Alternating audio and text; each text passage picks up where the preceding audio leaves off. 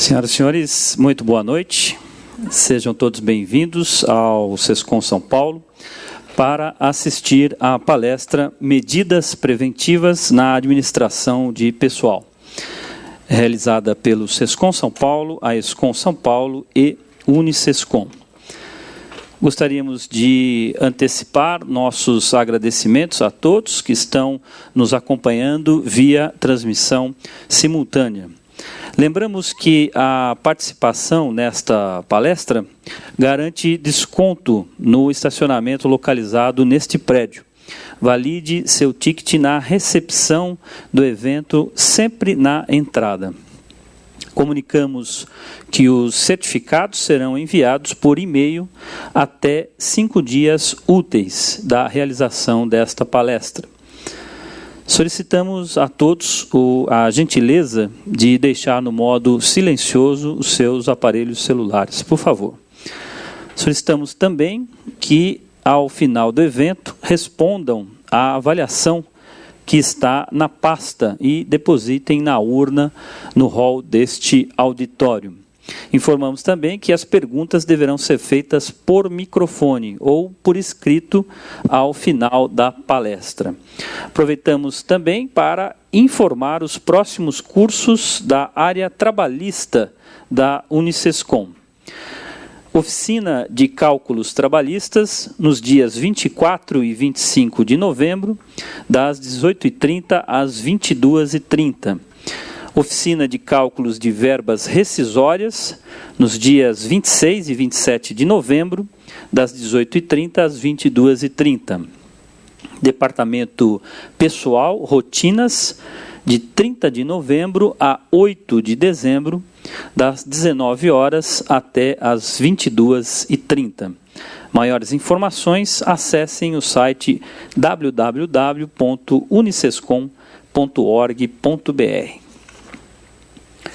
Nós vamos ter, neste momento, o Momento SESCOM São Paulo. A Secretaria da Fazenda, deixa eu passar aqui, a Secretaria da Fazenda de São Paulo realizou, em 4 de novembro, um evento sobre o primeiro ano de implantação do sistema autenticador e transmissor, o ano de CF e SAT.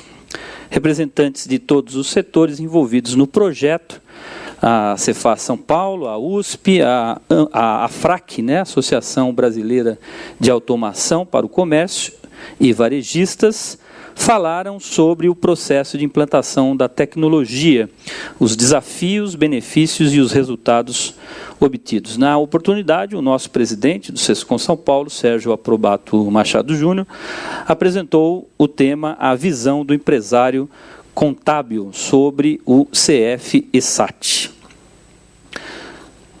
Passei mais aqui. Um núcleo de jovens empresários do SESCOM São Paulo promoveu, no dia 5 de novembro, um fórum com os jovens empreendedores sobre como perpetuar uma empresa familiar. Na oportunidade, a Manuela Curti de Souza, que assumiu a presidência do Grupo Europa, repentinamente, aos 26 anos, após as mortes do pai e do irmão, falou sobre as experiências e a história da empresa, que completou 31 anos e possui 500 colaboradores e 170 distribuidores. O SESCOM São Paulo tem mantido parcerias para cursos de idiomas com a FISC, inglês e espanhol, e também a IASG, Internexus, inglês, espanhol e intercâmbio. Capitaneadas pelo Ministério Público Federal e sem vinculação partidária, as 10 medidas contra a corrupção são um conjunto de propostas que agrupam anteprojetos de lei que foram encaminhados ao Congresso Nacional e versam sobre leis mais severas, devolução de dinheiro desviado e busca por um sistema de justiça mais eficiente no Brasil. Em apoio a esta campanha, o SESCOM São Paulo coletará assinaturas em seus eventos, cursos e palestras. Por favor, apoiem esta campanha. O Sescom São Paulo também apoia a Fiesp e o Ciesp na campanha Diga Não... Opa, eu passei aqui. Diga não ao aumento de impostos. Para mais informações, acessem o site nãovoupagar-o-pato.com.br. Por favor, e também assinem o manifesto da Fiesp, Ciesp, com apoio do Sescom São Paulo. Além dos cursos, deixa eu passar aqui. Opa, acho que eu passei demais. Você volta para aí? Além dos cursos que nós mencionamos, nós teremos,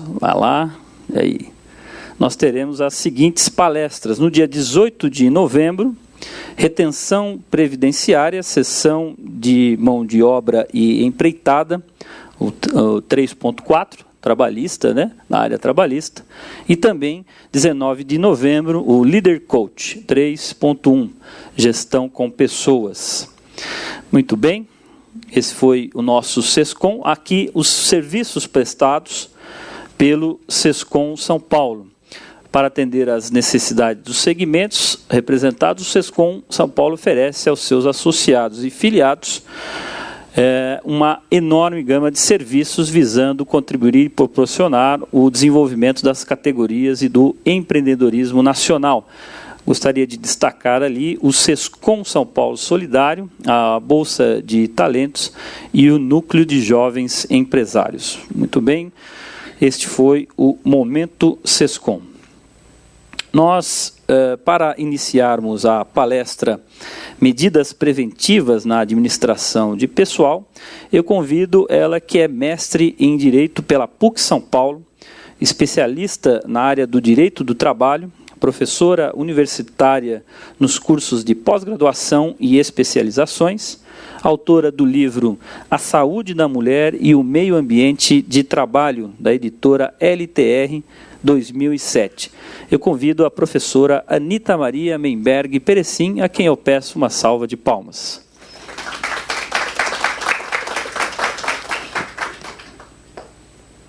Todo seu. Pode ficar. Quer usar?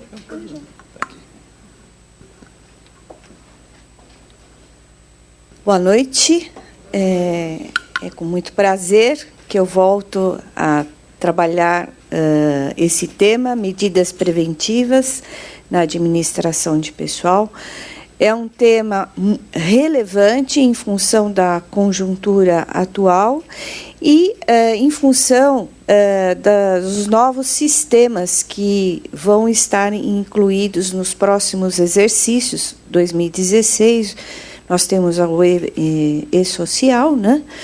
E vai haver uma necessidade do empregador, como também o colaborador, de observar o colaborador que atua na área de administração de pessoal, observar algumas questões na área de direito do trabalho que envolve o direito coletivo, direito sindical, normas de segurança, a parte do próprio contrato de trabalho. Enfim, no final da minha exposição, eu vou colocar um filme de 10 minutos. Ele foi assim, a gente fez uma adaptação para vocês terem uma ideia como nós teremos que ter uma nova visão com relação à segurança e higiene do trabalho. Ok? Eu vou começar a falar sobre a constituição da empresa. Então, toda vez que o administrador de pessoal recebe uma nova empresa, ele imediatamente solicita uma cópia do contrato social, o CNPJ da empresa, e vai estudar através da atividade que está. Geralmente eles fazem pelo CNPJ, mas recomendo que seja pelo objeto social do contrato social, uma análise para se ser feito o enquadramento sindical. E, nesse momento, quando ele vincula a atividade econômica da empresa, ele vai trazer o vínculo jurídico com as entidades sindicais. Então, acaba-se analisando as atividades econômicas ou atividade preponderante da empresa. No contrato social, pode-se haver várias atividades. Quando se trata de enquadramento sindical, ou seja, a vinculação que vai ser feita ao sindicato patronal, a CLT, no seu artigo 580, fala que deve ser feito pela atividade preponderante. A atividade preponderante quer dizer maior receita. Mas, se não houver atividade preponderante, há de se buscar com a maior receita aquelas que estão envolvidas. Nesse caso aí, considero importante fazer o administrador, o sócio-administrador, fazer uma declaração para efeito de filiação a um determinado sindicato patronal. Nós temos na doutrina trabalhista e na CLT modalidades de enquadramento sindical. Faz-se enquadramento pela atividade preponderante, faz também por categoria profissional, faz pela convenção coletiva. Mas a mais utilizada e que a legislação enfatiza é pela atividade preponderante da empresa. O que acontece quando se faz o enquadramento? O pessoal costuma fazer pela categoria profissional. Então, se faz um enquadramento equivocado.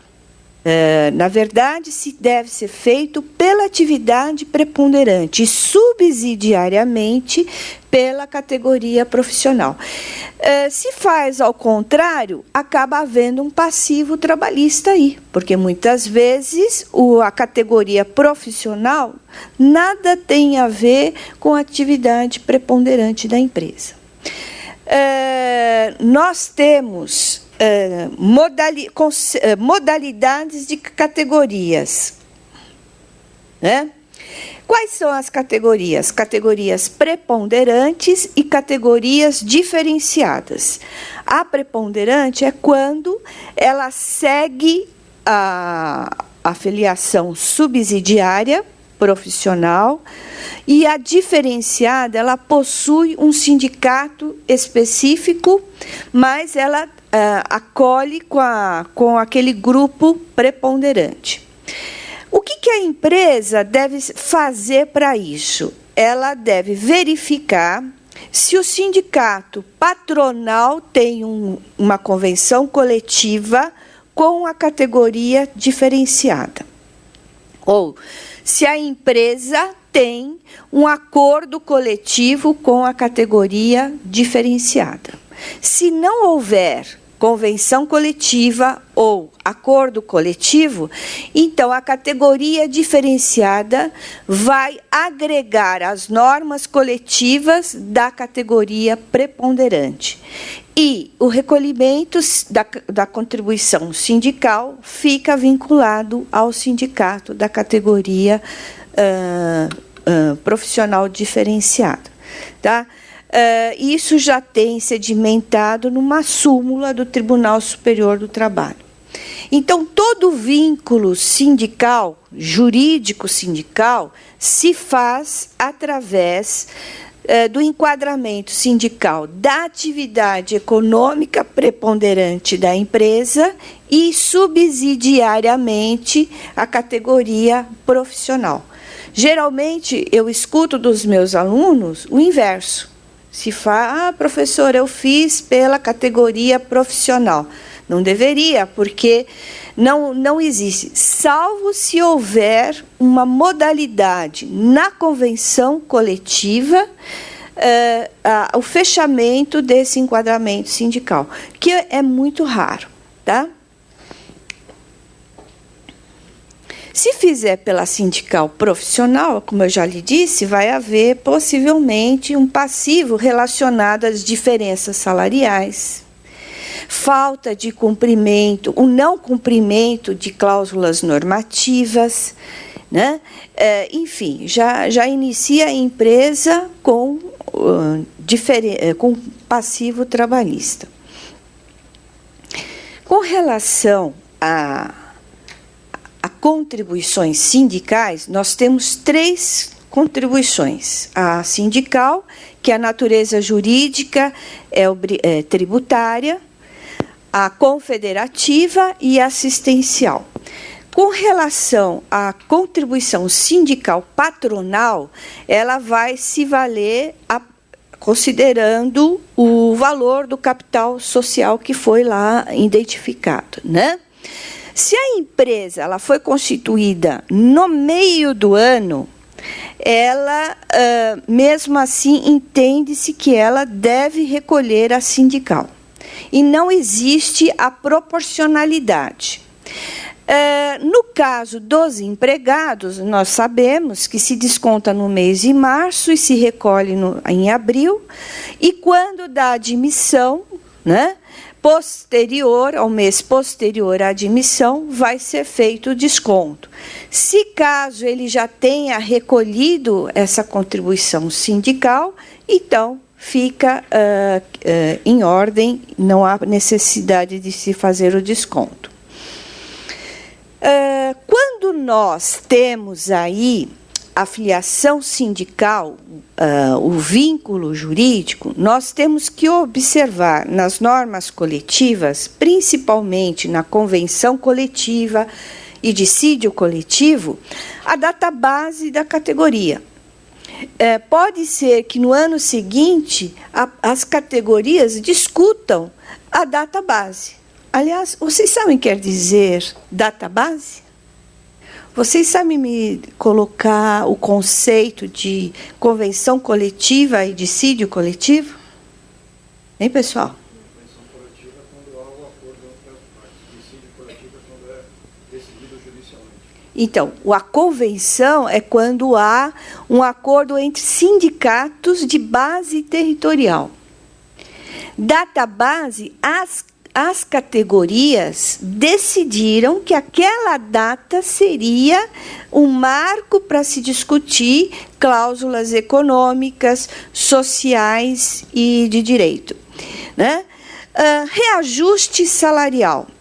Aliás, dissídio. O dissídio é quando as partes não entram em acordo e, então, instaura-se uma ação judicial chamada dissídio coletivo. Esse dissídio ele segue ao Tribunal Regional do Trabalho, que é competente originário para decidir as normas coletivas das categorias. Então, muitas vezes, eu escuto assim, já saiu o dissídio, doutora Anita? Falei, não saiu o dissídio. O dissídio nem foi instaurado. Aí a pessoa fica muda. Falei, não, você está perguntando se saiu o reajuste salarial da categoria. O reajuste salarial é uma porcentagem que se aplica ao salário do empregado ou remuneração, em função do que for decidido, para que ele possa ter meios de subsistência, poder de compra. Então, ele vai ter um reajuste salarial fazendo um cálculo da inflação do exercício anterior e mais o índice de produtividade, que é o fator real, o plus dessa atualização. E muitas vezes nós não sabemos distinguir isso na convenção aonde que está. Então, é necessário, mesmo para efeito de implantação, de atualização dos salários na folha de pagamento, né? Quando nós falamos implantação de normas coletivas, você tem 2 situações. Quando há a constituição da empresa, se faz o enquadramento sindical, e aí então vai se adequando os contratos de trabalho, né? Ou quando há uma incorporação E aí muda-se a atividade econômica, ou então ela agrega outras atividades. Então, vai haver uma alteração de enquadramento sindical. Quando ocorre esta situação, é necessário que o administrador de pessoal faça uma análise das normas coletivas que já estavam sendo implantadas e as que vão vir. Então, tem situações que ele acaba, benefícios, por exemplo, condições de contrato de trabalho, aliás, que acaba incorporando ao contrato de trabalho. Um exemplo, um adicional por tempo de serviço. Então, o empregado já vinha recebendo esse adicional, houve uma mudança na estrutura da empresa, objeto social, a filiação deixou de ser daqueles sindicatos e passa para ser um outro sindicato. Esse adicional de tempo de serviço vai permanecer até a ocorrência da extinção de contrato de trabalho. Existem várias maneiras de implantação de normas coletivas. Por exemplo, o efeito cumulativo. Então, eu tenho um adicional de tempo de serviço, mas ainda tenho que implantar um outro adicional que vem desta nova norma coletiva. E aí há de se implantar as normas e adequando a folha de pagamento e os contratos de trabalho. Então, nós vamos ter normas coletivas obrigacionais, por exemplo, datas de pagamento, pagamento de horas extras adicional, normativa, aquelas que vêm de leis esparsas, no caso da CLT, Constituição Federal, portarias. Aplicar essas normas coletivas de forma que os contratos sejam eles estando em fase de interrupção ou suspensão de contrato. E, por fim, o próprio contrato coletivo que se pode ser utilizado, tá? Quando ocorre um enquadramento sindical e a empresa tem outras filiais, o enquadramento ela vai se dar central quando se está na mesma base territorial. E, havendo bases territoriais diferentes, a filial ela fica vinculada ao sindicato patronal e profissional daquela base territorial diferente, tá? Pode acontecer que o empregado assinou contrato na base da matriz e presta serviço na filial. Quais seriam as normas coletivas que nós iríamos implantar? Aquelas que estão no local onde ele presta serviços, tá certo? Se ele for ingressar com uma ação trabalhista, pode ser na matriz ou no local que ele prestou serviço, tá certo? Aqui eu já falei para vocês, né? A categoria, as categorias diferenciadas e os profissionais liberais, eles estão numa mesma linha. Então, por exemplo, se eu tenho um empregado que tem a formação de contabilidade e ele exerce a função de contador, ele é considerado categoria diferenciado. Então, há de se aplicar a norma coletiva, se houver uma norma coletiva para esse diferenciado. Um advogado profissional liberal que exerce a função de advogado também deve ser considerado como categoria diferenciada. Se não houver norma coletiva, então utiliza a convenção coletiva da categoria preponderante, tá?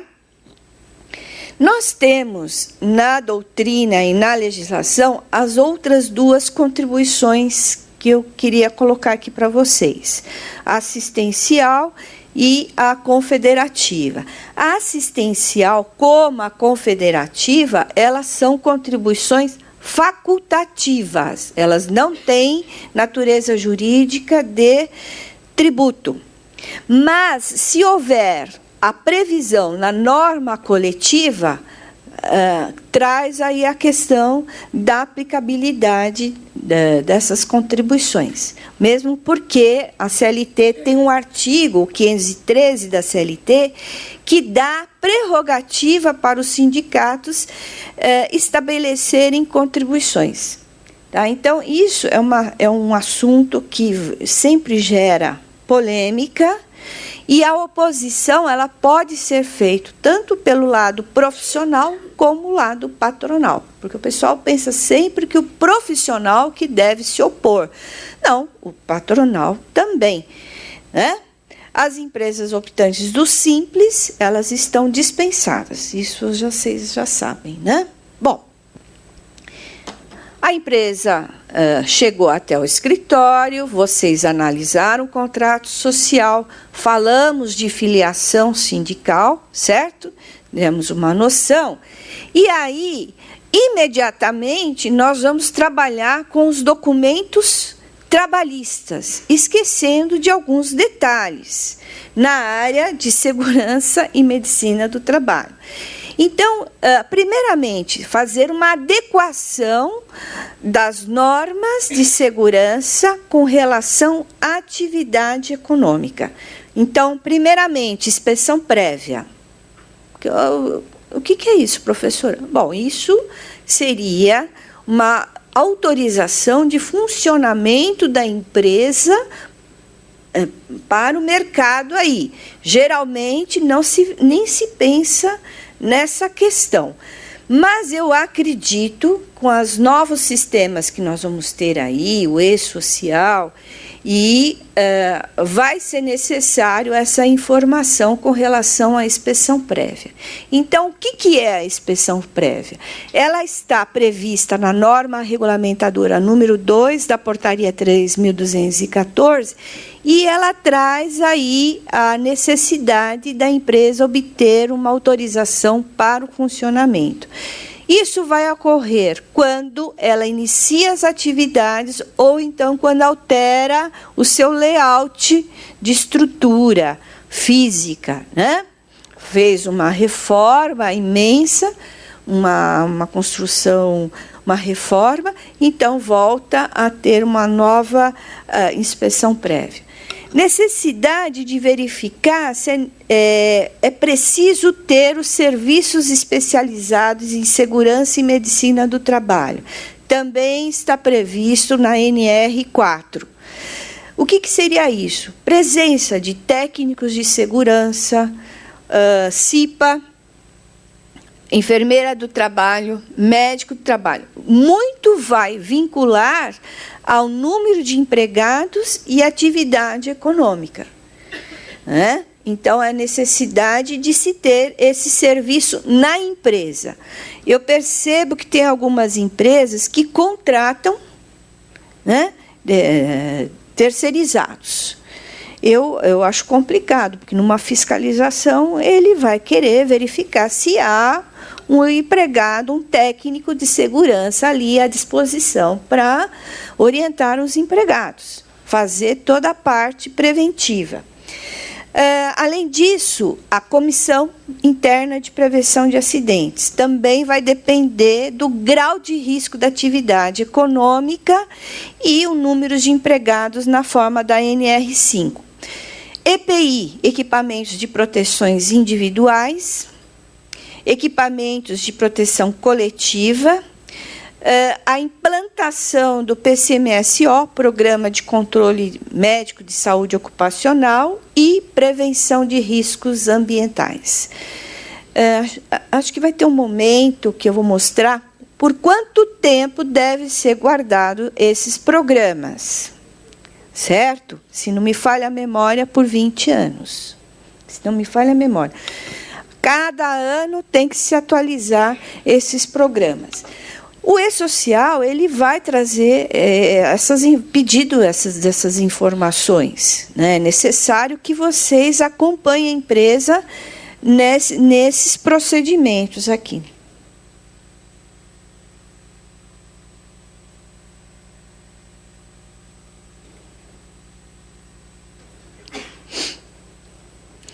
Quando nós vamos fazer uma análise das para fins de implantação de normas de segurança, nós vamos ter que fazer uma análise das condições de ambiente de trabalho.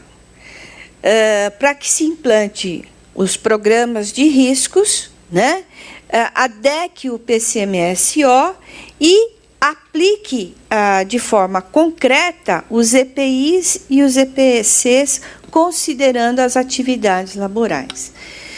Não pensem que eu estou falando a nível de indústria.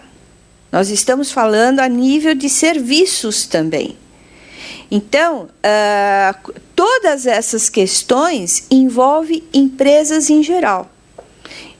Tenho 15 empregados, trabalham no computador, eles ficam 8 horas em atividade.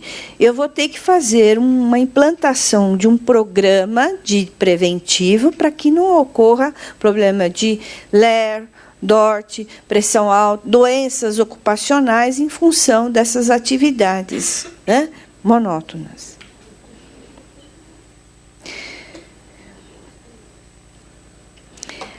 Ao mesmo tempo que nós temos que analisar os ambientes de trabalhos, temos que dar continuidade no processo de exames médicos. Então, observando as características da atividade laboral, então, temos que acabar com aquele pensamento, vamos só realizar exames médicos básicos, né? É necessário verificar se esse empregado, aliás, esse colaborador que vai ser admitido, né, que eu considero que o exame médico é antes do contrato de trabalho, se ele já não tem um antecedente de doença profissional. Isso a gente acaba, eu percebo que a rotina afasta essa questão. Quando eu trabalhava numa metalúrgica, nós tivemos um caso muito sério da empregada dizendo que ela adquiriu LER numa máquina. Então, ela entrou com uma ação indenizatória tal, por conta da doença profissional. E se descobriu que a doença não partiu de lá, partiu da vida social que ela tinha um filho excepcional e carregava o filho excepcional no colo. Então, quando a gente vai falar exames médicos, então cabe aí à empresa ter essa sensibilidade de saber um pouco da vida social do empregado, para saber se não está também trazendo outras questões para agregar algum agravamento na atividade laboral. Geralmente, o pessoal acaba se distanciando desse aspecto. Então, é uma medida preventiva? Sim, é sim. É saber o que ocorreu, saber se ele tem o PPP, se ele tem um laudo que traz alguma informação. Pode ser que ele trabalhou numa outra atividade, ele pode ser técnico de raio-x de manhã e à noite ele é administrativo. Então, essas questões não são vinculadas na entrevista. Enfim, há uma distância entre esses fatos e a própria atividade laboral, certo? O meio de trabalho, meio ambiente de trabalho, você tem várias modalidades aí, mas a questão é deixar de uma forma mais equilibrada. Depois nós vamos ver com o passar da nossa palestra aqui, que eu vou explicar com mais vagar. No caso das empresas que possuem atividades insalubres ou perigosas, há a elaboração do mapa de risco, né? Vocês sabem o que quer dizer mapa de risco? Não? O mapa de risco, se vocês observarem os hospitais, em cada andar tem um layout com círculos, verde, vermelho, marrom, laranja. Cada círculo quer dizer um agente de risco. O círculo cada vez maior o risco. Então, isso vai ser também necessário para quem atua com empresas na área de saúde, observar se tem esses procedimentos corretos. Tá certo? No caso, necessidade de aplicação dos EPIs, manutenção e treinamento. Muitas vezes o empregado não sabe nem manusear os EPIs, acaba estragando, né? E a empresa tendo que sempre repor. A falta de manutenção, a falta de conservação pode provocar uma justa causa, uma rescisão por justa causa.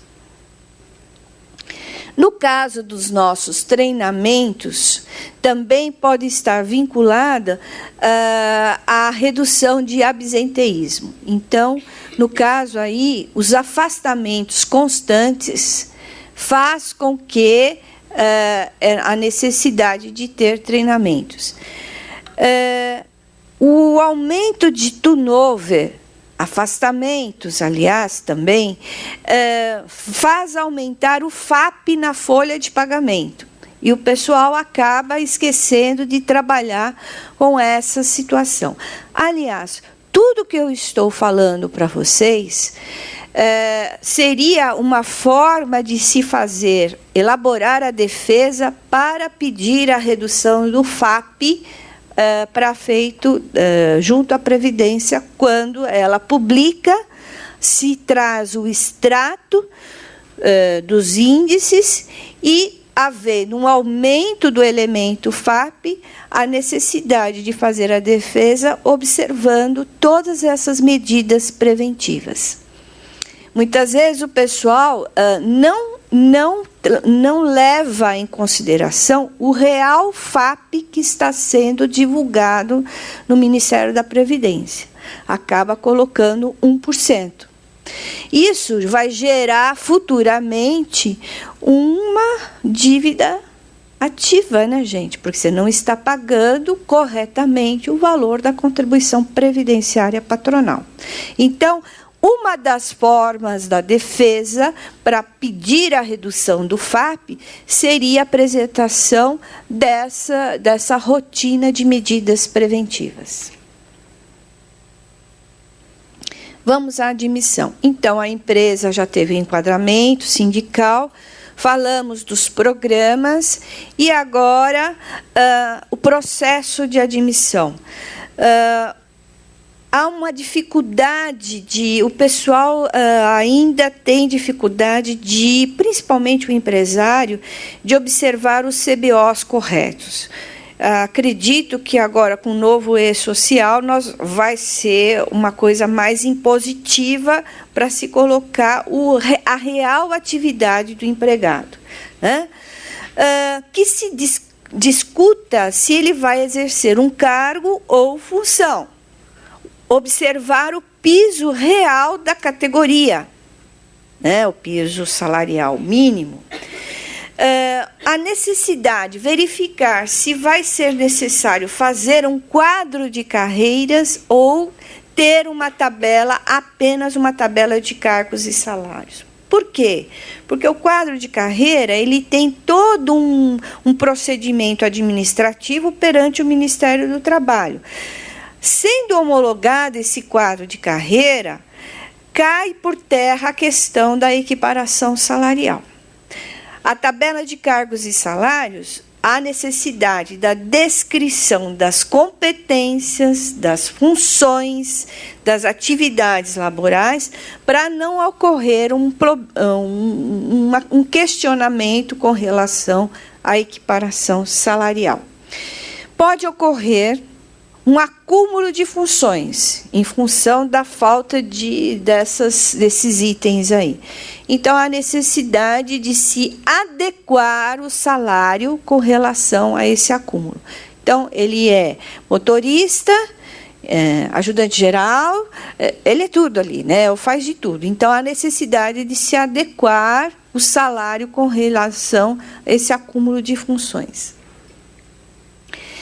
Cláusula de não concorrência. Isso é mais voltado para a área de tecnologia. Então, você contrata um um profissional na área de tecnologia, mas há um outro concorrente querendo admiti-lo porque ele tem um salário maior. Há possibilidade de se incluir no contrato de trabalho? Sim, uma cláusula, sim. Se ele rescindir, nós podemos cobrar uma multa pela rescisão antecipada. Então, hoje em dia, já dá para se fazer isso. Senão, é uma área que está sempre, né, buscando profissionais. Então, a cláusula de não concorrência ela é muito bem-vinda nos contratos de trabalho. Por que eu estou colocando esse artigo aqui da CLT? Esse daqui, 444. Porque esse artigo, ele estabelece que as partes, tanto o empregado como o empregador, têm liberdade para estabelecer as cláusulas contratuais do contrato. Então, muitas vezes, o empregador fica restrito se pode ou não trabalhar com uma carga horária proporcional, ou fazer um contrato de tempo parcial. O artigo 444 permite isso. E, muitas vezes, o empresário liga no sindicato profissional e o profissional fala assim, não pode. Não, mas a CLT dá toda essa garantia, desde que observe-se as normas coletivas da categoria, certo? Vamos falar um pouco dos contratos. Então, nós temos um contrato de trabalho e, dentre das modalidades, nós temos o determinado. O determinado, como vocês sabem, ele tem duração máxima de 2 anos. E, para ele ser válido, a atividade econômica tem que estar destacada de forma que ela vai ser... O serviço da atividade econômica vai ser provisória ou a própria atividade laboral vai ser transitória, tá? Então, uma dessas duas situações tem que estar apontado lá no contrato de trabalho. Muito bem. Quando a gente fala dos contratos por prazo determinado, eu acho que na atual conjuntura é uma das saídas. Porque nós vamos poder gerenciar o período desses contratos, o início e o fim. Então, nós não precisamos fazer um contrato por 1 ano. Podemos fazer por 6 meses, por 2 meses, por 3 meses.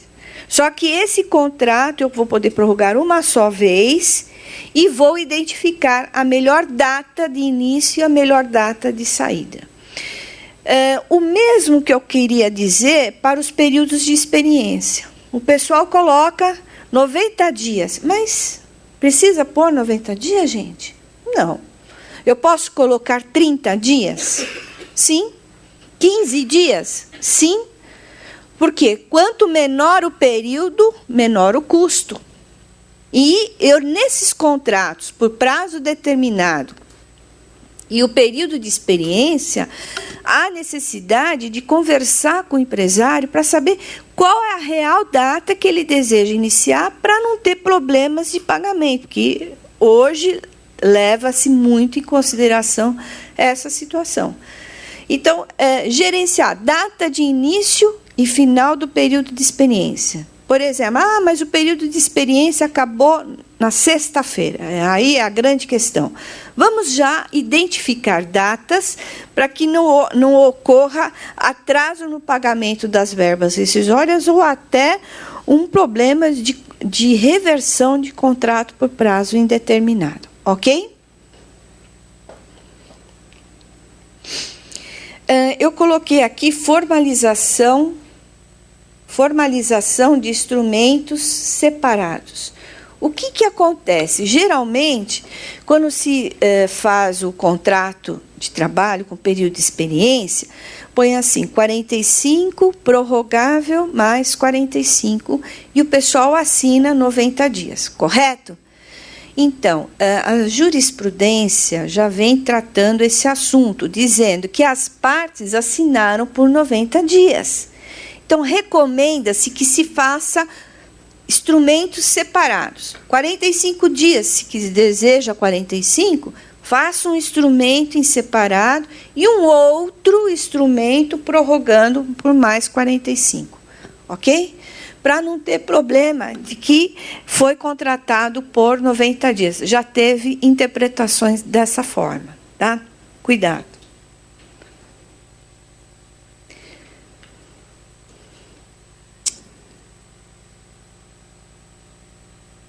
Bom, quando há uma alteração de contrato, deixa eu voltar, né? Agora aqui para cá.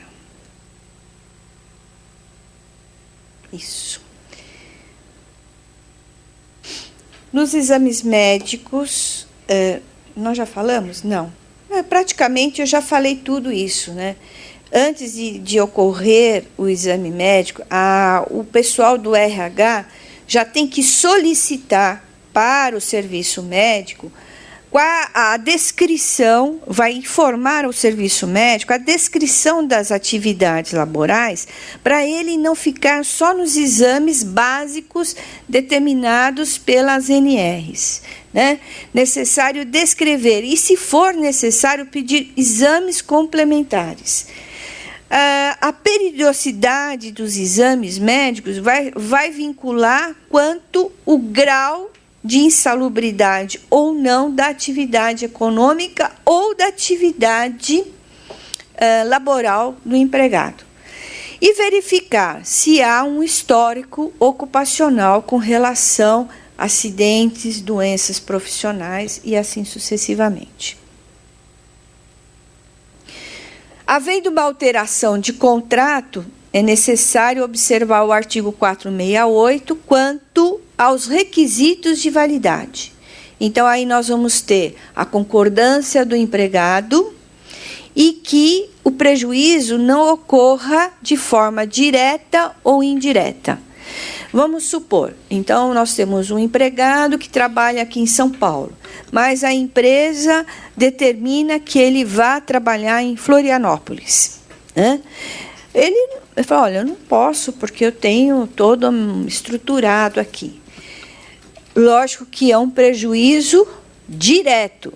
Então, o empregado ele pode se valer de uma ação trabalhista chamada tutela antecipada e pedir a garantia do local de trabalho dele em São Paulo. Vai ser um jogo de forças, mas há essa possibilidade. Então, tudo que trouxer prejuízo direto ou indireto ao empregado, essa cláusula que vai alterar o contrato, ela vai ser considerada nula de pleno direito. E aí, havendo alteração de forma que não ocorreu prejuízo, nós temos essa rotina para se observar. Anotações na ficha de registro, cartão de ponto, folha de pagamento. Se houver mudança de função, a realização do exame médico. Isso também passa batido. Vai ocorrer lá no e-social o pedido, você vai ter que informar, se houver essa alteração. Ele saiu de assistente administrativo e passou ao cargo de gerente. Vai ter que fazer exame médico ocupacional, com certeza, tá?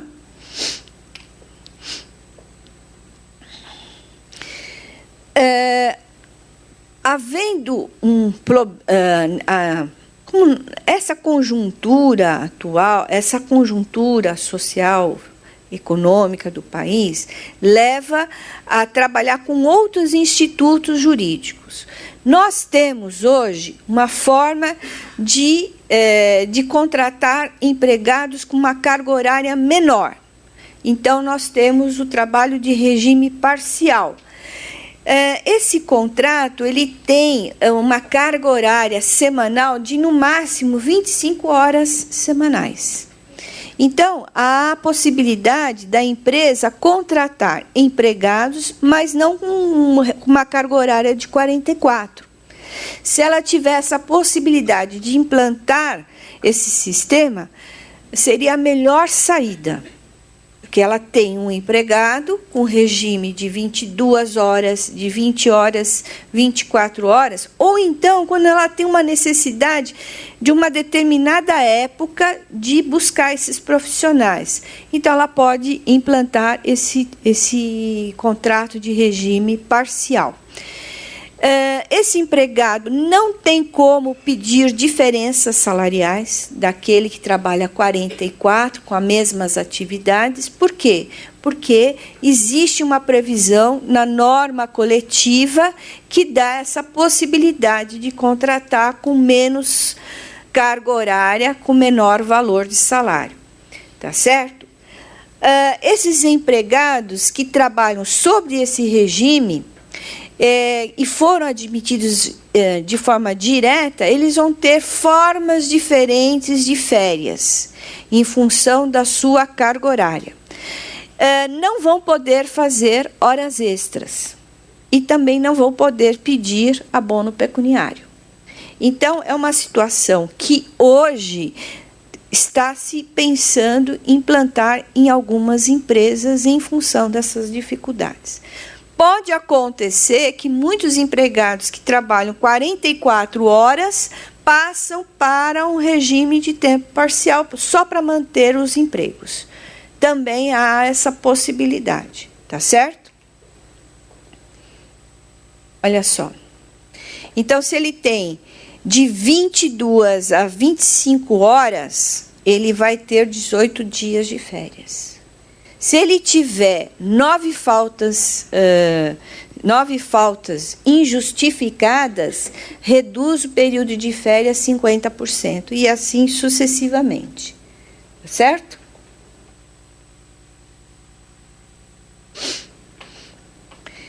Bom, aqui eu estou apresentando para vocês uma rotina de guarda de documentos de prontuário.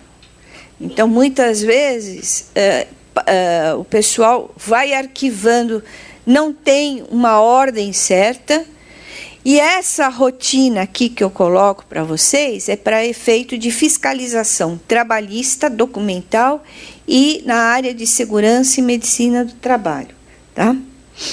Então, tem essa sequência.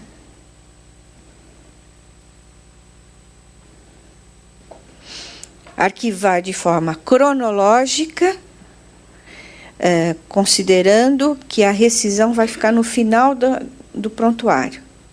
Tem gente que vai arquivando de baixo para cima. Não seria o ideal, porque o fiscal ele vai querer saber a ordem cronológica, período laboral. Então, aí você tem todas as informações de forma coerente. E a ficha de registro, se o pessoal ainda trabalha com físico, deve sempre estar na frente de todos os documentos atualizada.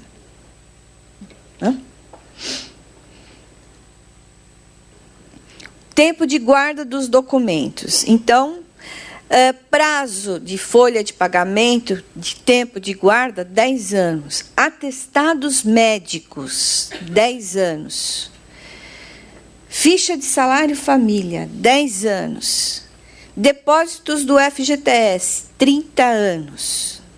Pedido de demissão, termo de rescisão de contrato, 2 anos.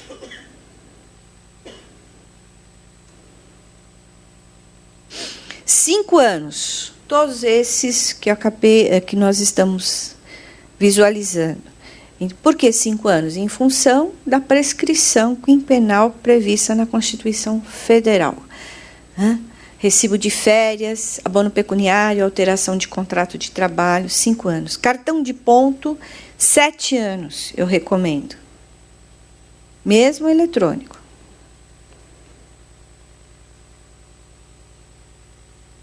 O CAGED não vai ter mais, né? Mas ainda está 3 anos. Guia de recolhimento sindical, 5 anos. Prazo indeterminado, livro de ata da CIPA. Quem trabalha com agentes insalubres, perigosos e número elevado de empregados, mais de 100, deve se guardar por prazo indeterminado. Ficha de registro indeterminado, 20 anos, PPRA. IPCMSO. Certo? Então, todo ano, entregar para a empresa, faz a relação dos documentos e ela guarda por esse período, recomendando. Isso tem fundamento legal. A guarda do prontuário geralmente deve estar no local onde o empregado presta serviço. Isso eu sei que não é possível, né? Mas geralmente deixar uma cópia da ficha de registro e deixar centralizado esse documento no local da matriz ou no próprio escritório de contabilidade para dar todo apoio a uma futura fiscalização. Mas a ficha de registro tem que estar, pelo menos, acompanhar o empregado aonde ele for. Embora tenha a centralização, quem trabalha na construção civil, os canteiros de obra devem ter as fichas dos respectivos empregados. Tá certo? Férias.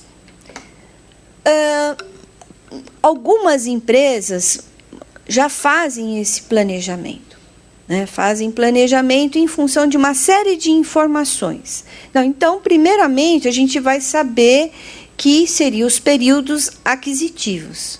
Mas não tem só isso. Dentre das medidas preventivas, nós podemos elencar as características do meio ambiente de trabalho. Então, eu tenho várias células de trabalho e sabemos que algumas células ela tem um desgaste maior com o colaborador. Então, dar-se prioridade para esses daí. As atividades laborais, a forma como são trabalhadas, o próprio ambiente, são questões para se analisar para fazer um planejamento de férias individuais. Empregados menores de 18 anos e maiores de 55. Na verdade, a CLT pede que as férias sejam corridas para esses empregados, né? Agora, para o pessoal de 55 anos, já existe um projeto de lei para cair essa questão, porque geralmente isso não se tem observado, mas que as empresas acabam fracionando com um período de 15 dias, né? As próprias características sociais dos empregados é um ponto para se pensar para efeito de planejamento. Então, você tem um casal que trabalha na mesma empresa, ou um empregado que tem alguns problemas e que o RH vem sinalizando, é uma forma de você dar férias, né, conceder férias com prioridade. E os ambientes insalubres ou perigosos. Quando eu falo insalubre e perigosos, eu estou entrando agora na questão das novas legislações, os seguranças, né, os vigilantes, os motoboys que recebem um adicional de periculosidade, né? Então, a gente também tem que observar essas duas funções aí. Na duração do trabalho, aquelas empresas que estão sujeitas ao controle, nós vamos ter que observar se realmente elas estão trabalhando na forma do artigo 74, o cartão de ponto, mecânico, eletrônico ou manual. Observar quais são os sujeitos que não estão, quais os empregados que não estão sujeitos ao controle. Então, precisa ver a função, o cargo, para ver se ele está sujeito ao controle. Poderemos também implantar o horário flexível, que isso reduz a quantidade de horas extras, né? Implantar escalas de revezamentos de turnos fixos ou ininterruptos. Por quê? O ininterrupto, a jornada é de 6 horas e o fixo é de 8. Tanto o horário flexível como a escala de revezamento são medidas preventivas para você reduzir as horas extras habituais, reduzir valor, custo das horas extras sobre a folha de pagamento. são medidas extremamente importantes. E os contratos de regime parcial. Você pode implantar num período em que se utilizaria as horas extras, certo?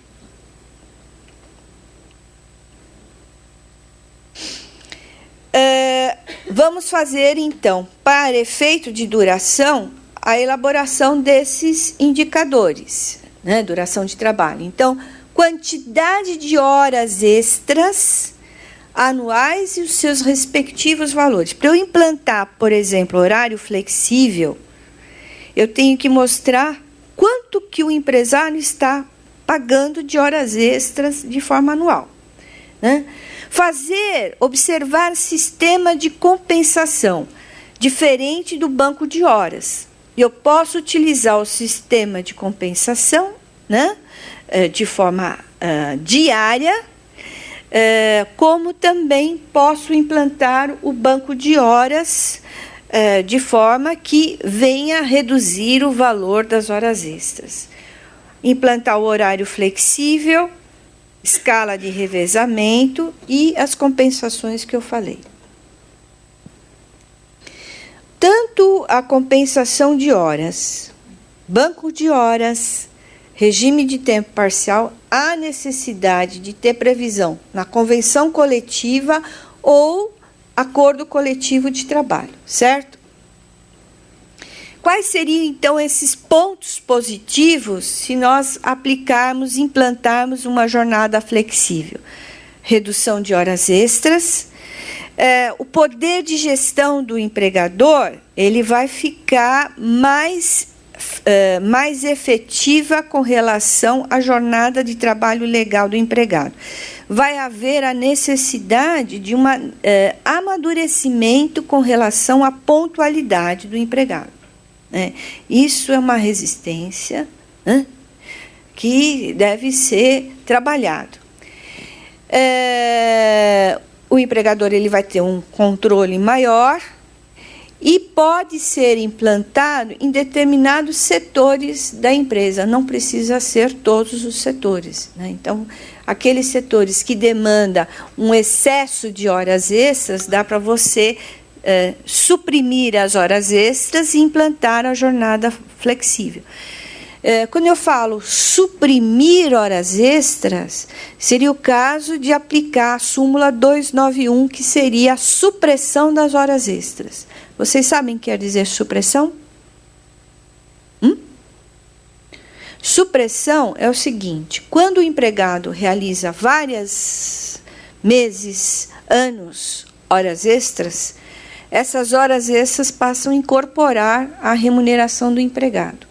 Mesmo que ele não tenha mais realizado horas extras, ele acaba recebendo esses valores, porque integrou a remuneração. A supressão das horas extras é uma indenização que eu vou fazer, pagar ao empregado para retirar essa integração e a partir dali ele não vai mais receber esses valores. Então, eu posso aplicar um outro sistema de compensação de pagamento de horas extras. Entenderam? Então, a supressão ela está prevista na súmula 291 do Tribunal Superior do Trabalho.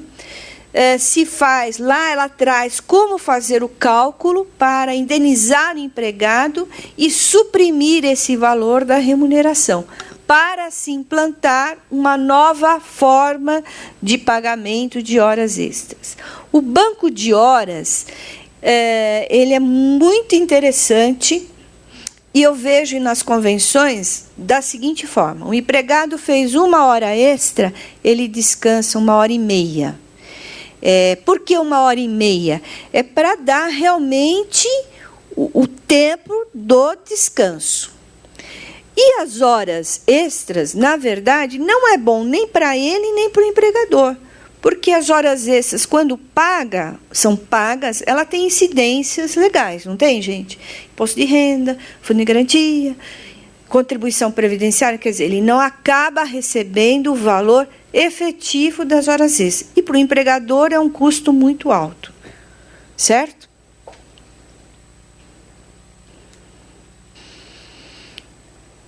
eu já falei que a jornada ela vem estabelecida em acordo coletivo. Os colaboradores devem estar preparados. Isso quer dizer o quê? Que vai haver uma assembleia para conscientizar e aprovar a implantação da jornada flexível. Tá certo? E, a partir do momento que ocorrem novas admissões, esses empregados novos vão se inteirando ao sistema. Há um exemplo de turnos ininterruptos, que também seria uma forma muito importante para se implantar hoje em dia. Você trabalha com jornada de 6 horas e o empregado ele não tem, no turno ininterrupto, ele não tem uma jornada fixa, ele entra em vários horários na empresa, né, no estabelecimento. Não está funcionando aqui.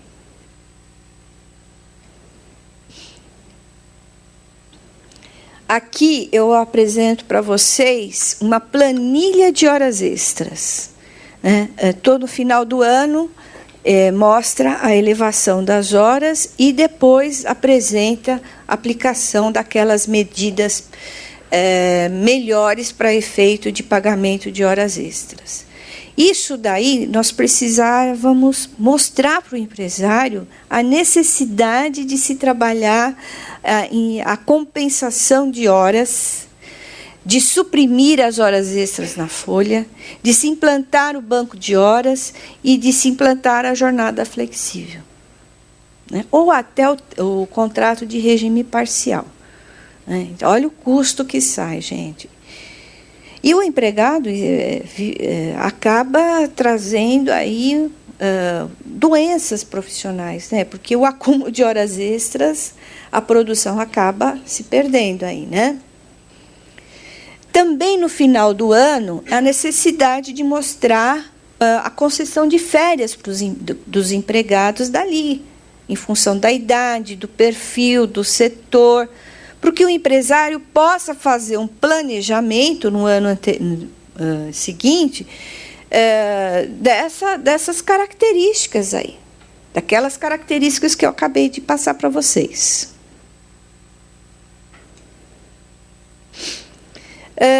Nas rescisões de contrato, observar um demonstrativo de forma que o empresário ele tenha ciência, datas de pagamento, prazo, valores. Então, são informações objetivas que eu encaminho para o empresário, ao invés de encaminhar o termo de rescisão de contrato, porque realmente ele não tem obrigação de conhecer os espaços. Ele tem que saber o total a pagar, prazo, quais são os documentos, em que local que vai haver a homologação. Essas são as informações preventivas para não ocorrer aquele tumulto que geralmente acontece, né? Comissão de conciliação prévia, ela foi estabelecida no artigo 625, letra A, e hoje ela é um órgão extremamente importante. O que ela tem aí de finalidade? Ela traz aí soluções de litígios individuais trabalhistas sem ter a necessidade de buscar a justiça do trabalho. Ela não tem competência de fazer homologações, mas ela traz aí conciliações de diferenças que ocorreram ao longo do período laboral. Então, é bem provável que, em função da conjuntura atual, muitos sindicatos voltam a trabalhar com a comissão prévia comissão de conciliação prévia. Não há necessidade de ter a rescisão para entrar na comissão, para fazer um acordo. O próprio empresário, se ele tem um débito, por exemplo, de 13º, de horas extras, de diferenças, ele pode chamar o empregado à comissão e resolver os valores, até de forma parcelada, e o contrato continua em vigência normalmente. Não há necessidade de ocorrer uma rescisão. pode ser chamado pelo empregado ou pelo empregador.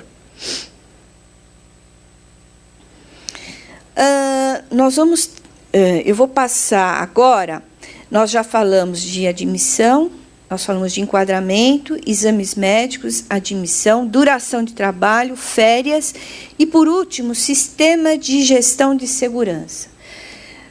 Vai demandar para nós a necessidade de nós estarmos estudando mais a área do meio ambiente do trabalho, porque isso vai exigir um novo sistema e para melhorar a questão de informação, né?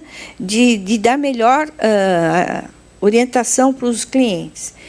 Então, essa desinformação que ocorre do empresário pode acarretar uma série de problemas. A perda de saúde do trabalhador, a redução do rendimento laboral, a redução da remuneração, porque se ele ficar afastado, ele não vai receber 100% do salário dele, ele vai receber um benefício, um percentual menor. Vai haver uma redução na renda familiar e vai ter um impacto no desenvolvimento social. Por que eu estou falando isso? Porque nós ficamos muito vinculados na parte administrativa da empresa e acabamos nos distanciando dessa área de normas de segurança. Não precisa implantar um sistema com valor de custo de sistema elevado, mas algumas importantes, básicos, são importantes para você manter de forma equilibrada a qualidade de trabalho. Se nós não temos políticas de prevenção, vai acabar em ter mais afastamentos. Se nós não temos fiscalizações, então vai acabar também tendo um aumento no FAP em função de mais afastamentos, doenças profissionais e maior turnover na empresa. As fiscalizações elas continuam ausentes tanto no momento da abertura como no momento da alteração do layout. É no caso da inspeção prévia. Então, isso acaba acarretando problemas de vida da empresa e com relação também à qualidade de trabalho dos seus empregados. Fazer uma análise ergonômicas, identificar situações mais críticas, observar o absenteísmo e a rotatividade elevada aí dos colaboradores. Né? A faixa etária, hoje se pensa muito. Né? Então, a empresa, quando ela for admitir empregados, ela tem que ter trabalhar com o princípio da razoabilidade, colocar pessoas de 20 anos, de 30 anos, 50 anos, 60 anos, porque cada um tem uma função importante. Se tem, eu estava lendo naquela revista, na Veja, as melhores empresas para se trabalhar. Tem empresas que têm empregados com mais de 50 anos e dizem que de ausências é quase zero. Falta zero. Isso é importantíssimo a gente observar, né, no mercado. No entanto, empregados com 20 anos têm um elevado nível de ausência. Então, é necessário equilibrar aí as admissões, né, de idade, perfil de idade. Observar as posturas de atividades laborais, somente sentado, somente em pé, qual que desgasta mais. Não é trazer um engenheiro do trabalho para fazer um planejamento. Nós mesmos podemos observar de forma muito básica para trazer algumas medidas preventivas. Então, modo de produção de trabalho, né? Trazer novas tecnologias, analisar as tarefas que trazem a sobrecarga de trabalho, melhor distribuição nas atividades, né? Analisar as jornadas de trabalho, quantidade de horas e qualidade de tarefas e carga de trabalho. Isso a gente acaba também se distanciando, né? Verificar o uso do mobiliário, dos equipamentos de trabalho, fazer alterações de layout do espaço físico, isso é importantíssimo para efeito de produção, né? Mas a gente sempre fica na mesma, não, vamos mudar o layout, né? Não é uma reforma, mas trocar, mudar, né? Fazer uma análise das posturas viciosas dos colaboradores, verificar a iluminação, renovação do ar, ruído, o regime de turnos de trabalho que eu acabei falando para vocês, né? Fazer uma integração interpessoal, não necessário, mas procedimentos básicos, né, para implantar nas empresas. Isso eu já falei. Alimentação do trabalhador, qualidade de alimentação, o intervalo para descanso e refeição, mudanças de horários também, haveria possibilidade de melhor qualidade de vida, de trabalho, que não onera o empregador, né? Fazer uma supervisão com relação às regras internas, rever agora para o próximo ano, em função de toda a situação da empresa, treinamento constantes, né, em função das ações e reações dos empregados, adequação de produção, que nós já estamos falando de forma genérica aqui, e ações que possibilitem hábitos, implantações de treinamentos para trazer hábitos saudáveis. Por fim, observar a opinião dos trabalhadores. Estabelecer um grupo de melhoria para as condições de trabalho, né? Trazer em discussão, fazer reuniões mensais ou a cada 2 meses para se mudar a forma de produção e diminuir o impacto das atividades. PCMSO, introduzir normas de segurança básicas, implantar normas disciplinares com relação aos EPIs e EPCs. Isso eu estou falando a nível de serviço, não só na área de indústria, né? Em qualquer atividade da empresa. São regras básicas de medidas preventivas. Preservação e uso de materiais e equipamentos, implantar atividades voltadas à melhoria, que nós já falamos, sinalização de riscos. O que vai trazer esse sistema de gestão de segurança? Melhoria de produtividade, otimização de recursos, controle de perigos e riscos de acidentes, comprometimento de trabalho, maior segurança, melhor condição de trabalho, imagem sem acidente, credibilidade da empresa por sua atuação responsável e menor risco de sanções do poder público, quer dizer, menos fiscalização. A fiscalização do trabalho, ela se divide no âmbito administrativo como na área de segurança e medicina do trabalho. Então, na medicina do trabalho, na parte de segurança, você vai ter segurança e higiene do trabalho, você vai ter embargos, interdição do trabalho. O que é uma interdição? Quando o empregado trabalha numa célula que não tem mínima condição de qualidade de trabalho. Então, o fiscal chega, interdita aquela célula.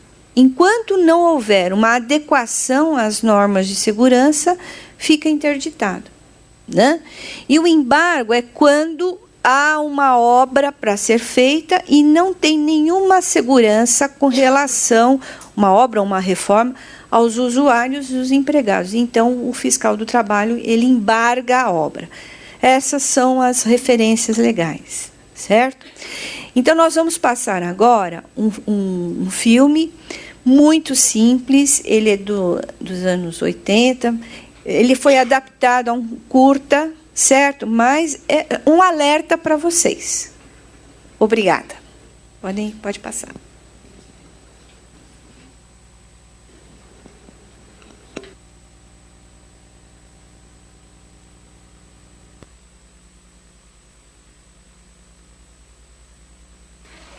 Marvin Twibbs, para ver o Sr. Morse. Ah, sim. Lembro-me do senhor. Mas o Sr. Marsh está numa reunião muito importante. Tudo bem, eu espero. Está certo.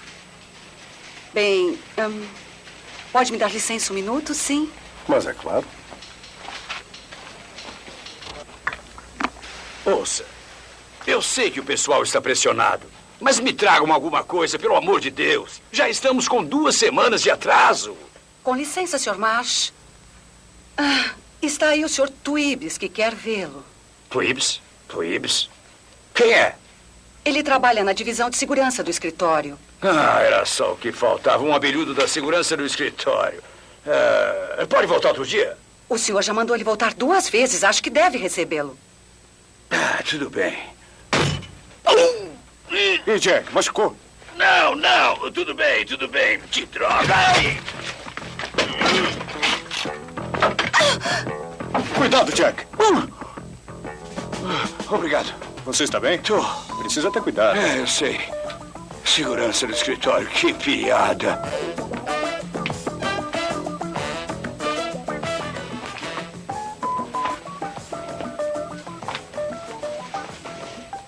Sr. Twibbs, que prazer encontrá-lo. Mas o que foi isso na sua mão? Isso? Não foi nada. Eu esbarrei numa caneta e me sujei. É meio difícil de sair, só isso. Então, quer falar comigo? Bem, senhor, como sabe, nosso escritório se preocupa com questões de segurança e saúde relacionadas com o ambiente de trabalho. Mas é mesmo uma ideia formidável. Eu estava comentando com alguém agora há pouco da necessidade de se ter bons procedimentos de segurança no escritório moderno. Cuidado nunca é demais. Eu sempre digo isso, sempre. Mas isso é ótimo. Nem imagina a quantidade de gente que acha que segurança no escritório é uma piada. É mesmo? E não sabem que mais de 40 mil lesões incapacitantes ocorrem todo ano em acidentes no escritório. E 200 mortes. É bem alarmante, Sr. Twibbs, mas como pode ver, não temos problemas de segurança por aqui. Bem, senhor, isso não é exatamente verdade. Nos 2 minutos em que estive aqui, observei pelo menos uma situação potencialmente perigosa. Está brincando? Não, senhor. Eu não iria brincar com uma coisa dessas. Não, claro que não. Onde? Bem aqui, senhor. Esse tapete rasgado. Ora, vejam. É muito fácil prender o sapato aí, tropeçar e levar uma queda feia. Sabe que eu nunca vi isso antes? É provável que aconteça algum acidente? Muito provável. Escorregões e quedas são o perigo número 1 dos escritórios. Um funcionário de escritório tem 2 vezes mais probabilidades de cair do que outro trabalhador. Eu não sabia disso. Pouca gente sabe.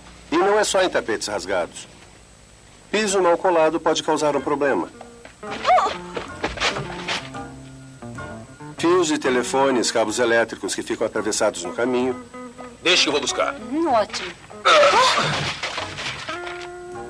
Tá tentando me vender um produto furado. Uma maleta ou uma bolsa deixados no lugar errado. Ah, ótimo. Muito obrigado. Meu Deus. Onde está a sua maleta? Material deixado no chão dos corredores. Esperamos que tudo dê certo. Foi um prazer. Até semana que vem. Está bem. Até lá. Coisinhas pequenas, como uma caneta ou um elástico, podem causar quedas muito feias. Um elástico? Sim, senhor. Ano passado, uma secretária pisou num elástico, caiu, quebrou a perna e ficou sem trabalhar 6 semanas. Mas, de longe, a maior causa de quedas continua sendo líquido derramado. Sobretudo no refeitório. Sabe, o problema é que o chão, em geral, é de cerâmica e qualquer gotinha de água ou café derramado é um perigo. O que vai escrever aí? Tapete de borracha. Tapete? Para evitar escorregões. Sim, deveria haver um aqui na frente da pia, onde espirra mais água com frequência. Um outro na porta, onde há sempre perigo. E não seria mal se tivesse um na frente da máquina de refrigerante. Da máquina? Da máquina. Da máquina. Também deve haver tapetes nas portas externas.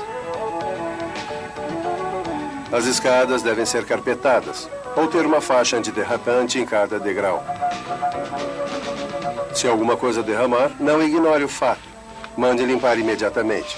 Se tem que chamar alguém para fazer isso, não é má ideia deixar um aviso para alertar os colegas. Bem, sem dúvida foi muito esclarecedor, Sr. Twibbs. Muito obrigado pela sua visita. Sabe, eu não fazia ideia de que tínhamos esse probleminha de tapetes de borracha. Mas ainda não acabei, Sr. Marsh. Ainda há a questão das colisões. Colisões? Definitivamente um perigo. Veja, na maioria dos escritórios, o espaço é muito apertado e confinado. Há corredores cegos por toda parte. As pessoas... Eu sinto muito, me desculpe. Quase. Viu o que eu dizia? Mas nem sempre o quase acontece assim. Eu já vi um bocado de acidentes piores. Existem muitos meios de ocorrer a colisão.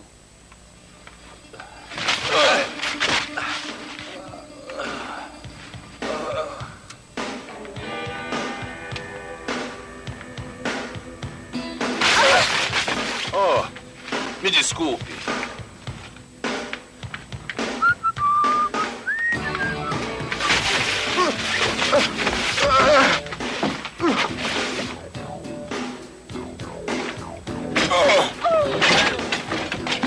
Eu sinto muito, foi sem querer. Tudo bem, tudo bem. Não se precisa muito para evitar a colisão. Andar mais devagar, olhar por onde anda. Isso ajuda. Chegamos. Uma das peças de escritório mais perigosas. Não, bem aqui, Sr. Marsh. Oh, O arquivo de fichas. me parece inofensivo. Ah, é? Meu Deus, a sua mão! Não se impressione, Sr. Marsh. É só mais um dos nossos truques de treinamento em segurança. É para demonstrar que as aparências enganam. Dedos quebrados é apenas uma forma do arquivo machucar a gente.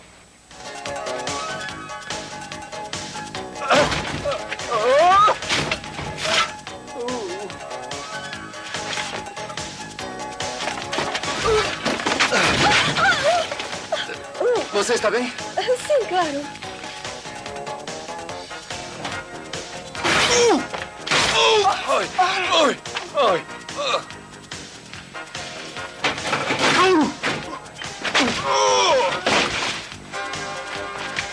Mas cuidado, garoto.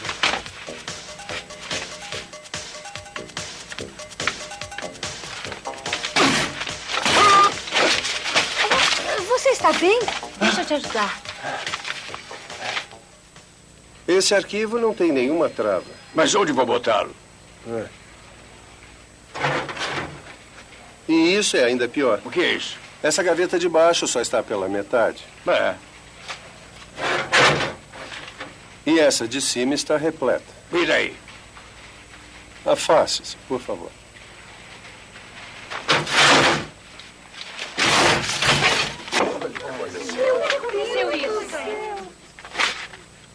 Detesto ser o causador dessa cena, mas é outro exemplo que eu tinha que dar.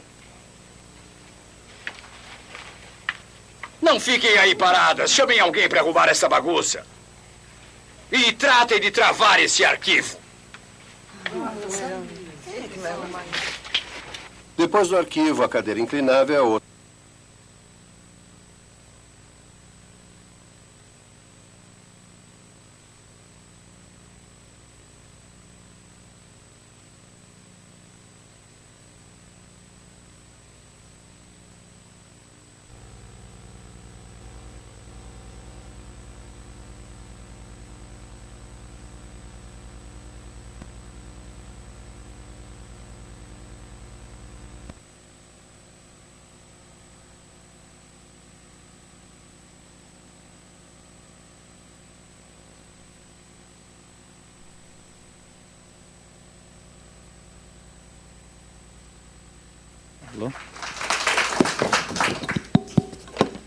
Muito obrigado, professora Anita. Queria que, por favor, ficar aqui conosco no palco. Nós vamos, neste momento, abrir para as perguntas da plateia. mais uma vez, pedir aos participantes que as perguntas sejam respondidas somente aqui durante o evento. Vocês podem fazê-las por escrito ou pelo microfone. Aqui conosco, por favor, só levantar a mão, quem tiver alguma dúvida. Eu vou lá para a mesa, né? Melhor.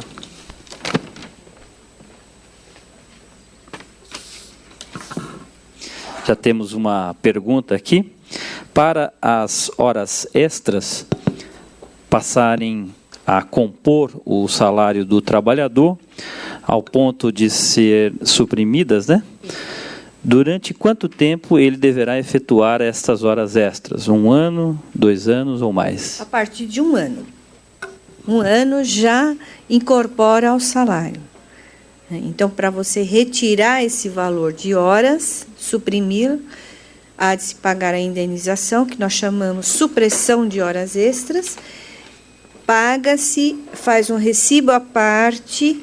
No dia seguinte, ele volta, ele trabalha normalmente, mas no holerite não vai ter mais aquele valor, né? Nada impede dele voltar a fazer hora extra, né? Mas o necessário é tirar esse valor para reduzir os valores de horas extras em folha, certo? A súmula 291 do Tribunal Superior do Trabalho. Ok. Pode ser. Não precisa não. No caso, meu pai ele é porteiro, trabalha sob regime de 12 horas. Meu pai ele é porteiro e trabalha sob regime de 12 horas. Sim. Sendo... Escala de revezamento. Isso, exatamente. Só que parte dessas horas é hora extra. Ele já faz isso há 5 anos, então quer dizer que essas horas já fazem parte do salário dele. Com certeza. E aí existe uma questão de quem trabalha em regime de 12 por 36, não haveria o pagamento dessas horas. Mas a jurisprudência é predominante que sim, paga-se quando ele faz mais do que 12 horas, né? Essas 12 horas também são além das 8 horas. Então, entende-se que ele tem, sim, direito às horas extras, mesmo que ele venha descansar 36. Perfeito, era isso mesmo. Obrigado. Obrigado, Flávio Rocha, pela pergunta. Próxima. Boa noite, meu nome é Celso. Com relação à jornada parcial de trabalho, no que diz respeito a férias, um funcionário que sempre trabalhou, teve jornada parcial, a empresa ela sempre deu 30 dias de férias. Não sei se por liberalidade ou por desconhecimento, enfim. Depois de vários anos, ela resolve dar o período que seria o correto. Existe algum problema com relação ao funcionário, se ela tentar mudar depois para o que seria o certo ou não? Nossa, muito legal essa pergunta. Ele está no regime parcial? Está? Então, você tem as normas costumeiras, ou seja, o costume... As normas costumeiras que não estão escritas nos contratos agregam as condições de contrato. Então, se ele já vem concedendo por liberalidade ao longo de um período, mais de 1 ano, eu entendo que ele, então, já adquiriu o direito. Não teria como você reverter essa situação, salvo se trazer uma alteração que trouxesse melhor condições, entendeu? Mas já faz parte do contrato. Sim. Aí ele passa a ser um contrato com carga horária de 44, mas ele vai ter férias, mas tem que haver um benefício, né? Em termos de remuneração. Pergunta aqui da Ana Luísa, da Condal Contabilidade. A empresa optante pelo Simples é isenta de todas as contribuições patronais, é isso? Né? Ela tem que provar ao sindicato patronal que ela é ainda optante pelo Simples. Agora, ela não estaria isenta das demais contribuições. É o que eu falei, se está previsto em convenção coletiva ou foi deliberado em assembleia através registrada numa ata, não teria como sair dessa obrigatoriedade das demais contribuições, né? A sindical ela está isenta. Cadê a Ana Luísa? Quer alguma outra questão? Não? Era isso? Ok. Próximo ele, depois mais uma escrita. Ainda sobre esse assunto, né, como todo mundo fala que é chato, né, essa questão das contribuições, pelo que muitos dizem, né, até já consultei advogados, né, que eles falam que tem a questão de você estar filiado ou não, né, para existir a obrigatoriedade do recolhimento, principalmente da assistencial e da confederativa. Então, é uma matéria que ainda não está resolvida. Então, você tem um precedente 119 do tribunal que fala sobre essa questão aí. Por outro lado, o precedente não é um ato normativo, é uma fonte de direito, é um exemplo. Mas a doutrina ela vem trazendo a questão de estar previsto em ata, depois de uma assembleia. Nem fala muito em convenção coletiva, porque eles acham, tem uma corrente que fala que convenção coletiva não se trata de contribuição, trata de condições de contrato de trabalho. Então, eles acham que não deveria estar, deveria ter instrumento específico para isso. Ok, vamos a uma pergunta do pessoal que mandou por e-mail, né? A Alessandra Pereira Soares, de São Paulo, Mauá. Como é determinada as atividades insalubres e perigosas? A NR15 da Portaria 3.214, de 78, ela estabelece, ela tem anexos e ela traz já os agentes físicos, químicos, ergonômicos. Mas a empresa ela tem que elaborar um laudo através de um profissional engenheiro do trabalho para identificar a intensidade da insalubridade. Identificar quais são os EPIs que vão ser utilizados, os EPCs. Por quê? O empregador ele não vai se eximir de pagar a insalubridade, mas tem condições de reduzir. Então, ao invés de ele pagar 40%, ele paga 20% de insalubridade. E esse laudo é extremamente importante quando a empresa tem atividades insalubres, e aí você vai descobrir o FAP, se ele aumentou ou não em função dessas características da empresa. É um assunto extremamente importante e que nós daqui de contabilidade, nós não estamos muito enfronhados nesse assunto. Mas eu digo que, atualmente, a área de meio ambiente e trabalho é um nicho de mercado maravilhoso, né? O meu mestrado foi nessa linha. E as empresas estão precisando desses profissionais. E na área de contabilidade, você vê que tem escritórios que não têm profissional que possa auxiliar as indústrias. Então, vão atrás, gente. Certo? Vamos a mais uma pergunta escrita aqui pelo pessoal da plateia. Prejuízo direto do empregado sobre a alteração do local de trabalho, neste caso, exemplo, indo trabalhar no interior. Entendeu? Ele vai ter que demonstrar esse prejuízo para questionar a anulabilidade da cláusula dessa alteração de contrato, né?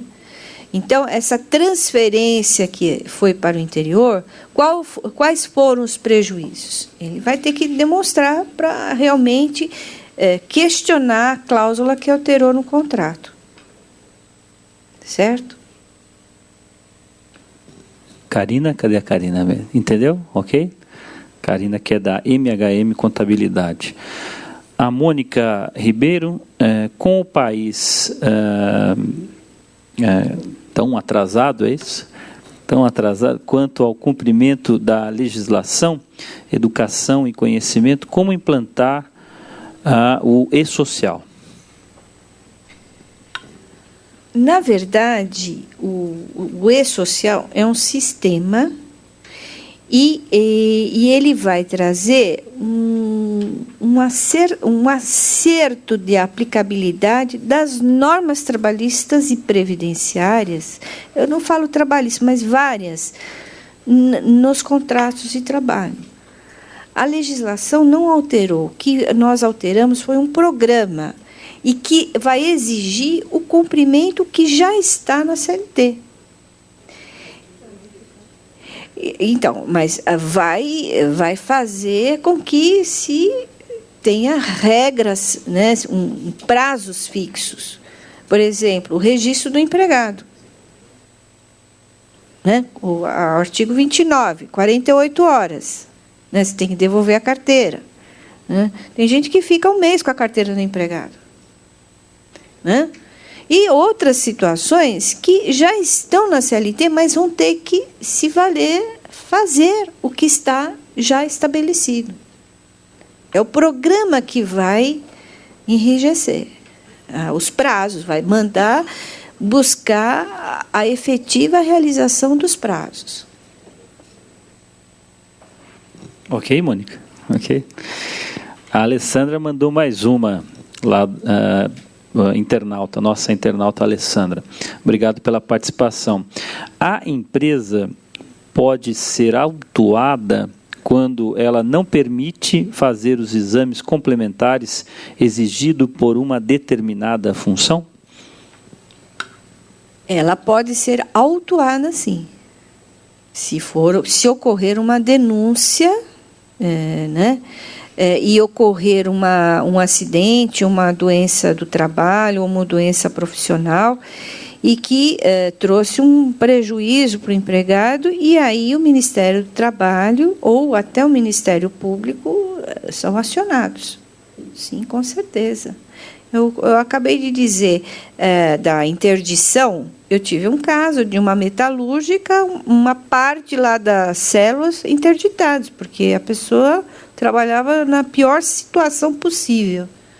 E foi uma denúncia. Boa noite, meu nome é Suzana, sou da empresa Birkitille Brasil. A minha pergunta é sobre fusão de empresas. Então, quando há fusão, provavelmente tem que ter novamente fazer um enquadramento sindical para poder saber quais o sindicato patronal e o sindicato dos empregados. Então, minha pergunta é assim, no caso do funcionário que já teve o reajuste salarial num mês, e essa fusão foi feita em outro mês, como é que fica esse novo reajuste? Certo. Então, vamos supor que da primeira empresa ele teve um reajuste de 5% sobre os salários. Ocorreu a fusão e a nova database, em julho, teve um reajuste de 8%. Tem que pagar essa diferença. Não tem jeito. Tem que pagar. Agora, pode acontecer o inverso. Ele já pagou um reajuste de 8% e a segunda database, 5%. É correr o risco, né? Mas, no caso, assim, esses 3%, aí é o salário desses funcionários que foram fundidos fica maior do que a da outra empresa, aí tem que equiparar... Aí você vai ter que fazer uma adequação geral dos salários, tudo. É uma reestruturação, é um case, é uma reengenharia de salários, que nós chamamos. É muito interessante, porque você tem que adequar as normas, excluir... ainda tem uma súmula no Tribunal Superior do Trabalho que ela incorpora algumas normas no contrato. A gente precisa tomar muito cuidado com isso. Certo? Obrigada. Mais uma da Alessandra, lá de Mauá, nossa internauta. Qualquer empresa pode aderir ao regime parcial ou precisa de autorização de algum órgão competente? Qualquer empresa, desde que haja convenção ou acordo coletivo. Então, o sindicato ele vai participar desse trabalho aí. Vai ser chamado o sindicato para presenciar a aquiescência dos empregados com relação à implantação. Todos os empregados estavam no regime de 44. Podem passar para o regime a tempo parcial? Pode. Para não ter dispensa em massa. Então, a um determinado período, vamos trabalhar com uma carga horária semanal de 25 horas. Pronto. Eu não vou ter uma dispensa coletiva, mas eu vou manter os empregos, mas vai ter uma redução de salários. Isso pode perfeitamente acontecer. Mais uma? Boa noite. Meu nome é Maurício, eu sou da MG Contécnica. Na verdade, eu tenho duas perguntas. Uma é sobre a súmula que a doutora comentou, sobre o enquadramento pela preponderância, quando não existe convenção com categoria diferenciada. Comentou que existia uma súmula. Não, quando a gente fala de enquadramento, é a partir do artigo 578 da CLT. Certo? Aquela súmula que eu falei é quando é categoria diferenciada. Eu não estou me recordando. Não existe uma convenção com aquela categoria. Exatamente. A gente parte para a preponderância. Aí a doutora comentou que existia um número, uma súmula. Sim, eu me comprometo até de passar por e-mail para você, que agora eu não estou me recordando. A outra pergunta também é relacionada à convenção coletiva.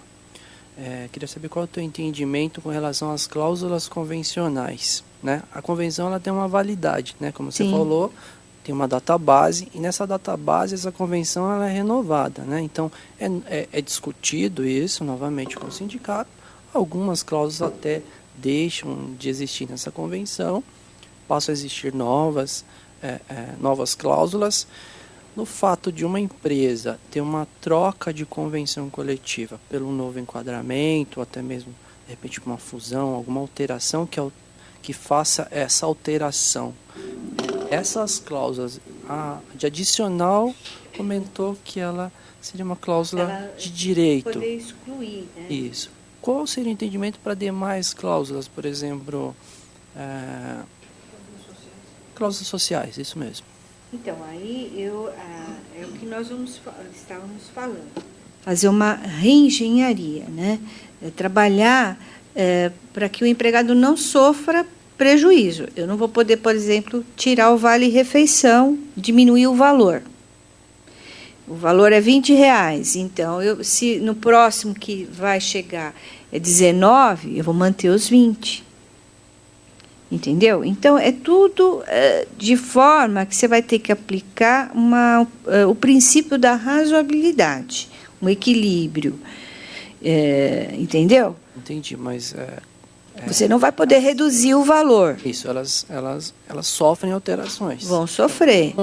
Como a gente está fazendo uma alteração e existe um novo enquadramento, como são cláusulas convencionais, então não poderia ter essa alteração. Mesmo tendo como base eu não tenho uma base legal, porque se não tem uma cláusula na convenção e eu dou aquilo por liberalidade, aquilo não pode se tornar um direito adquirido mais para frente? Pode acontecer, sim. Então não seria razoável que eu seguisse a nova convenção coletiva? Então, mas a nova convenção, ela, na verdade, como eu falei do vale-refeição, você tinha uma convenção cujo vale era R$20. E o que vem é 14. Eu não posso reduzir. Eu não posso trazer prejuízo nessa alteração. Então, eu tenho que manter os R$20. Entendeu? Se ele não existir. Se não existir, você vai aplicar os 14. Se não existia no anterior, você passa a implantar o vale-refeição com valor de R$14. Aí eu corro o risco do direito adquirido. Não, veja bem, a convenção ele não tem uma vigência? Sim. Sim. O próximo ano nós não vamos conceder o vale-refeição, nós vamos conceder o vale-alimentação.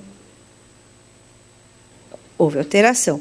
Quando eu falo incorporação ao contrato, não são todas as normas coletivas. São aquelas adstritas ao contrato individual. a exemplo que eu te passei, o adicional de permanência, o adicional de tempo de serviço, ou uma gratificação a cada ano, entendeu? A cada ano, o empregado recebe uma gratificação. Alterou o enquadramento sindical. No próximo ano, ele vai ter gratificação? Não, mas ele já passou, ele recebeu. Se na norma fala que incorpora, eu não vou poder retirar com esse novo enquadramento. Se não falar nada... Se não falar nada, ele vai continuar recebendo porque já incorporou ao salário. Eu não posso suprimir, desde que ele mude de função ou de cargo e ele tenha um novo valor de salário ou remuneração. Ok. É muito complicado a reengenharia de normas coletivas, mas tem que adequar. Dá tempo de mais um aí, né? Mais uma de um internauta, o Rafael de Godoy Oliveira, de Jundiaí. Boa noite. Não sei se esta pergunta faz parte do contexto. Uma colaboradora gestante não quer mais trabalhar de forma alguma e pede a demissão. O artigo 500 da CLT obriga a ter a anuência do sindicato ou da delegacia do trabalho para a empresa poder acertar o pedido de demissão. Se o sindicato e nem a delegacia derem esta anuência, o que a empresa faz? A própria carta de pedido de demissão ela já está renunciando à estabilidade, né? Ela renuncia à estabilidade. Agora, o sindicato não pode impedir de fazer a homologação. Se for comprovadamente que ela quer sair e ela está abdicando da estabilidade, não tem o porquê de não fazer essa homologação. O sindicato ele tem que dar uma assistência, mas ele não pode preterir a vontade da empregada. Né? Se o sindicato se recusar, faça no Ministério do Trabalho, né? E peça para o sindicato informar no termo de rescisão o porquê que está se negando. Geralmente, eles não fazem isso, né? Por escrito? Mais uma? Uma dúvida. Quando a gente assina um contrato de trabalho, é oferecido, vamos supor, um nível de convênio, um plano de saúde. Aí, com o passar do tempo, a empresa fala que esse convênio, eles não vão renovar mais com esse convênio e vai oferecer um convênio bem inferior. Isso pode ocorrer? Então, é complicado. Eu entendo assim. Eu estou indo assim extremamente literal, no artigo 468 da CLT. Havendo prejuízo para o empregado, há uma questão da anulabilidade. Agora, tudo é uma questão de analisar, porque na atual conjuntura o empresário também não pode arcar, né? Se você mantém um padrão de assistência médica, mas vai haver a coparticipação, eu não vejo problema. Vai iniciar a coparticipação do empregado. Tá certo?